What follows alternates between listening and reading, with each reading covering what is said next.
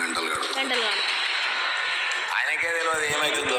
వాళ్ళ ఇంట్లో వాళ్ళ పిల్లని కొట్టినప్పుడల్లా టాస్క్ మారుస్తున్నట్టున్నారు.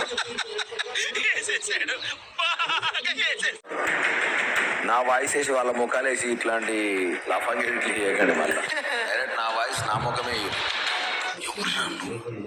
ఇంత టాలెంటెడ్ ఉన్నావు. బిగ్ బాస్ కాదు, నువ్వు బయాసుడు బాస్.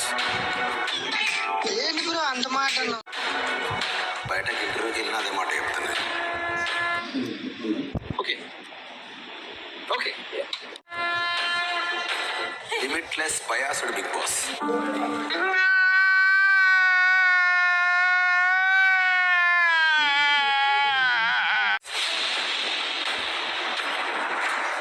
నీ ఫేసే నీ వాయిసే నీకైతే అన్ని లఫంగి మాటలే.